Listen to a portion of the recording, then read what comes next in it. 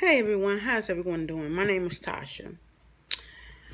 I'm doing this video because I want to explain something, and it's just been I've been wanting to say this for so long because there are so many times where we say stuff, and I don't think that especially us colored folks get what we are actually really saying. There has been this thing out about having peace within a war. And, you know, George Floyd death has brought on a lot of unrest.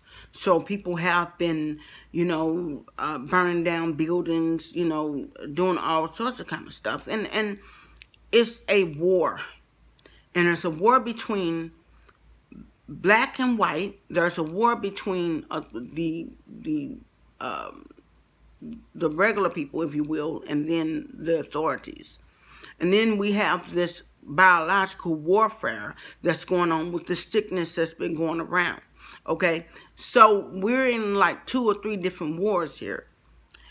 But one thing I wanted to say is that there has never been any peace within a war. Not ever.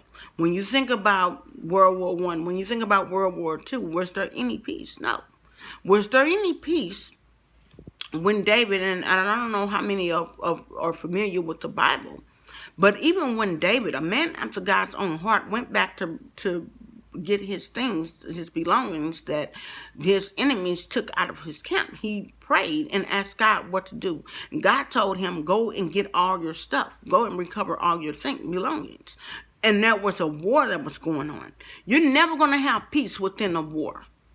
You can have peace within a storm, but you can't have peace within a war. And then every other nationality has dealt with slavery. All right, every nationality. I don't care whichever nationality it was. They have always dealt with slavery.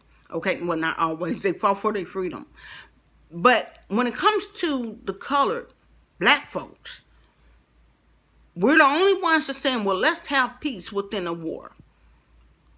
All the other, when the Europeans, white people, wanted to go and get their freedom back from the British people, there was no peace within that war. The Chinese, when they was in slavery, and they wanted to have peace, they wanted to have their freedom, because of course they was in slavery as well at one point, time or another, but there was no peace in that war. We are the ones who saying, you know what, let's have peace. Whenever it comes down to us saying anything, especially within the union, we don't want to say anything.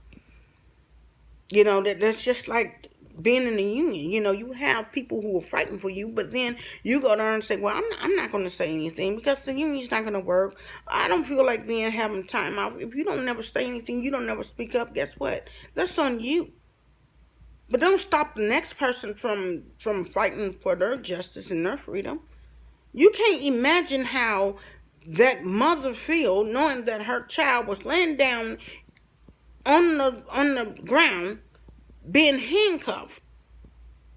In handcuffs, in restraints. He was already restrained. He wasn't, where was the man gonna go? And the police officer had his knee in his neck.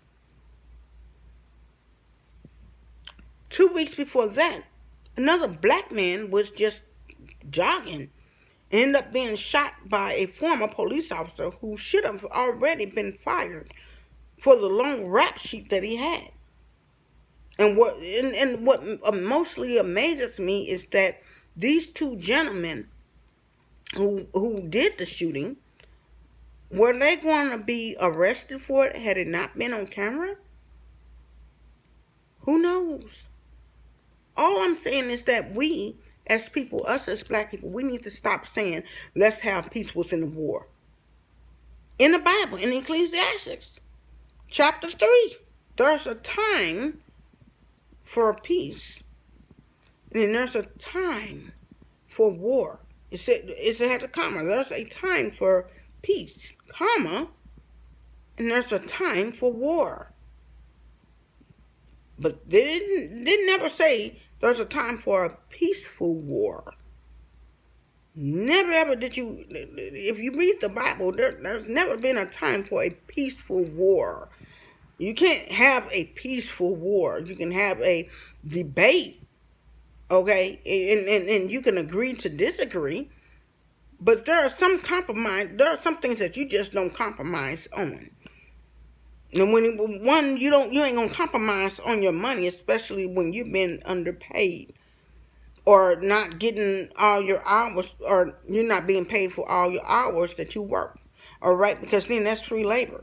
You're not going to compromise on that. You're not going to compromise, not if you really love your child. You're not going to compromise with your child being shot to death by a police officer. You're just not going to do that. So why is it all of a sudden now we have to compromise when it comes to authorities using their power in the wrong way? And for so many years, not all, but our ancestors have been oppressed and deceived to believe that we were less than, and now all of a sudden we're here at this peak to where now we can become feel more equal, and now all of a sudden there are a lot of black people who are saying, well, no, we need to have peace. No, we need to have peace. Sometimes we just need to be quiet. Those who don't want to speak up, those who don't want to do anything, you be quiet. The ones who do want, justice, we are the ones who are writing to the legislators. It amazes me how people have so many different opinions about what should go on, what could go on, what should have happened, what could have happened. But when it comes time to talking to your legislators, whom you pay taxes to, now all of a sudden, I had an opinion, but I'm going to be quiet about it. I had some thoughts, but I'm not going to say them. I'm not going to express them now. On your job, while everybody else is fighting for a better pay, I'm no, the union ain't going to work for me. I'm going to be quiet now. You either like it or you don't. And if you don't like something, then you speak up and you tell what it is that you don't like. Why pay money to someone who you're not going to work? If you feel like your union rep ain't going to work for you, then okay, there's procedures. But when you're talking about in a war here, you got to take. It's not about asking, it's about taking back what's yours. I had my freedom at one point because slavery did not just start with black people, okay? We just didn't come on earth and then happen to all of a sudden slip in slavery. What happened before? Okay, we just didn't all of a sudden slip into slavery. That's where we have to do our history.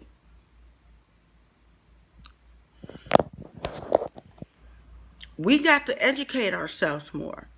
We got to have an understanding of who we are as black people and not just be told who we are. You got to actually do your studying. You got to actually do your research.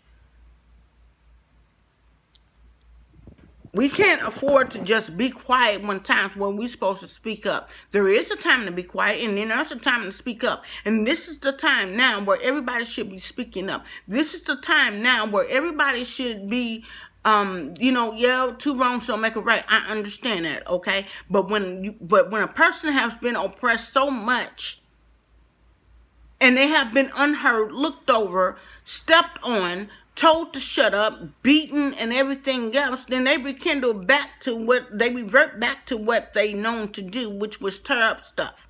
And that gets people attention. Why? Because it's money involved. Not just because the insurance is going to pay them out. Yeah, the insurance may pay them out, but now you got to hire a whole new staff whom you may have trusted. You got to order all this stuff, which is time that you cannot get back.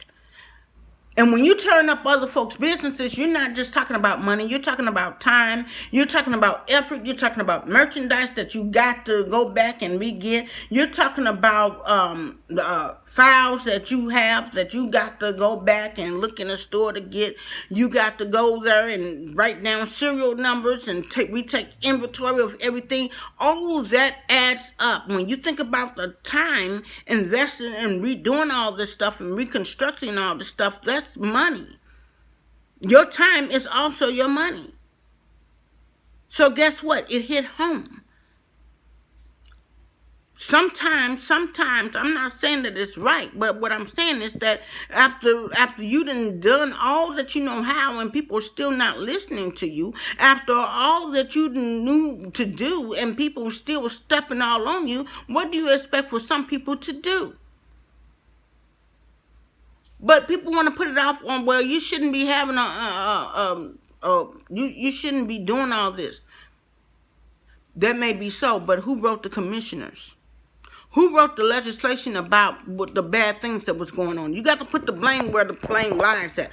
Would that have been done if the commissioners of each police department got on their police, right? Would it have been done? No, it wouldn't have. Would it have? If the police officers, if the mayors of every state, town or country, had a got on their police officer's head, even the one out there in Georgia, when he knew that the guy who had shot the man just from jogging, he was already a former police officer who had retired and known to be racist towards black people and known to shoot other black people in his misconduct. Had somebody wrote the mayor and said, hey, you know what, we need to put a stop to this, you need to get on this commissioner, would all this stuff have happened? No, it would not have happened. But the fact that it keeps on happening is a problem. So we need to put the blame where the blame lies at. Correction starts from the top, not from the bottom. You want the people to act right, but then you want to keep the same officers on staff. No, that is not going to work. Because black people are human too. And unless we think like we're human, we're never going to get anywhere. Sometimes it's us too, because we think of sometimes we think of oppression. And we stay in oppression. And we sound like oppression when we're sitting up there saying, well, let's have peace in the war. You can't have no peace within a war. There has never, even in biblical days, there has never been a peaceful war. You can check the Bible yourself. Never has there ever been a peaceful war. We have a war angel named Michael. God wouldn't have never given us a war angel if he didn't think that we needed it. There has never, when Lucifer was being kicked out of heaven, was there peace then? No, not until Lucifer was kicked out of heaven. We got to be careful about the things that we say. There has never been a peaceful war. Never. But all of a sudden, when it comes to the black person, us black people as a whole, now all of a sudden we want a peaceful war. Why? Because we're being driven by fear. We have to stop that. We was in slavery. We've been in slavery. And look where some white people, not all white people, but some white people would prefer us to be back in slavery. Look at how our schools have doctrinized our children to believe that slavery started, that we started off in slavery. It does not teach beforehand. Our schools was teaching that Christopher Columbus discovered America, and we know that that's wrong today, right? We was taught that blacks couldn't read back then. Well, we know that that's wrong because even during slavery times, guess what? It was blacks who built America, right? So I'm not understanding why we are not going back in our history books, or why we're not history books, but why we're not studying. It's all in the library. It's all on the internet. But why are we not studying it? We have to do better. We have to get our minds out of oppression. We have to get our minds off of, well, nobody won't listen to us and nobody won't do this. No. That's what they're there for. It's not just a white man speaking up for you. We speak up for ourselves. You have a mouth, use it. You have hands. If you have a computer, use them. You know how to pack. You may not know how to type, but you know how to pack. And if you can read and write, you can write to your legislature. You can write to your mayor. You can write to the alderman. And I don't care how much heat that they give you back, oh, well, I can't do this. Or no. That's what they get paid for. That's what you pay taxes for. Use your voice. You have a union. Some people, they rather suffer on their jobs than to have their union work. But you pay the union rep money every week coming out of your check, and you mean to tell me that you're not going to open up your mouth, you're just going to give them free money? No. You take what's yours. You make people work. If you don't use your voice, then guess what? That person walks out free with your money. While you trying to scuffle to pay bills and make sure that your kids have diapers and clothes, and make sure that your child has at least a little tuition to put with the grants or the loans, meanwhile, people are taking from your check, and you mean to tell me that you're going to sit there and not say nothing? That's called being stupid. That ain't being humble. That's being stupid. And I'm just going to tell you the truth. That's been real stupid. Not when you have a process that you can go to. If you feel like your union or mayor or anybody else in the legislation isn't doing their job, and you're paying your taxes, then guess what? You're the one who's being stupid. Yeah, that one is on you. So, yes, there is a war that's going on. And there has never been a peaceful war. Never. We got to come from out of our way of thinking. We can have peace in a storm. Yes, of course. You can have peaceful storms. You go to sleep in a storm, but you can't sleep well knowing that your child is in danger.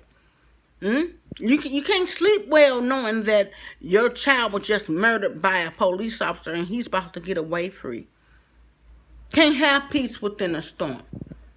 Can't have peace within a war. I'm sorry. But you go to sleep during a storm just fine, right? But when your child or someone who you love, your wife or your husband who you love dearly, it just came up missing or something has happened to them, you cannot sleep. You cannot sleep. We need to quit saying have a peaceful war. What we need to do is challenge our legislation more. It's about what we want because we're paying taxes. The Constitution was made for the people, for the states, not for the people who, not for the Congress. It wasn't made for the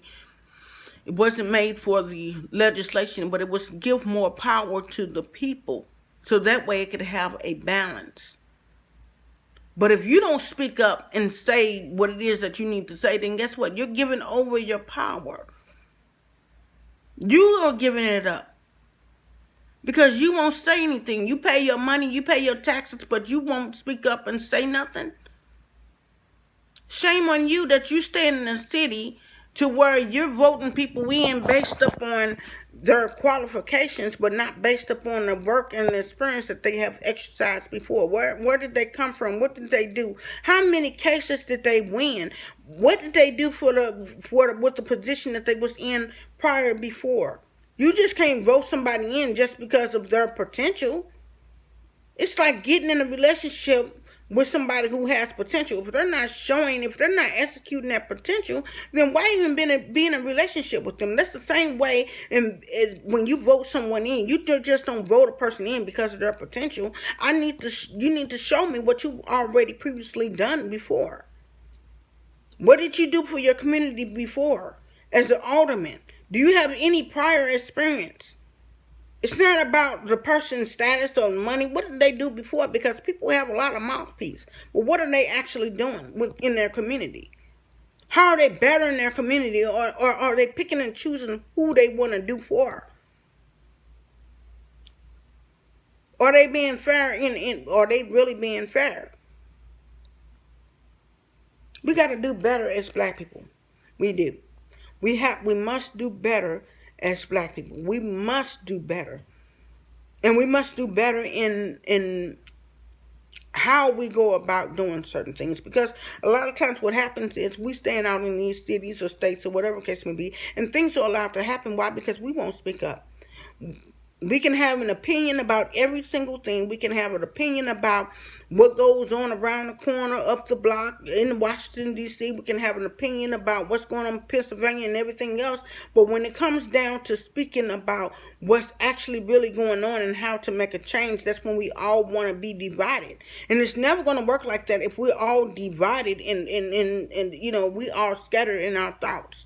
We just come in with opinions, but we're never writing to the people who can make the change, the people who we pay taxes to. You pay taxes to your mayor. You pay taxes to your city. That money is going to the mayor. You pay taxes to the state. That money is going to the state. You make them work. You don't just sit back and not make them work. You make them work. You have to work on your job, right? Because if you don't work on your job, you fired, right? That's the same way it is when it comes to your mayor. That's the same way it is when it comes to your legislation. They work. When an attorney, you have some bad attorneys and you have some good attorneys. But now, stupid on you if you allow them to walk with your $5,000 and you not say anything. Oh, well, that's just on him. No, that's on you because you allow him to do it. Educate yourself. You need to be right there. Well, what's this law again? How does this work? Because guess what? You got to know what they're doing. They may have the strategy, but you also got to know the law. Love you much.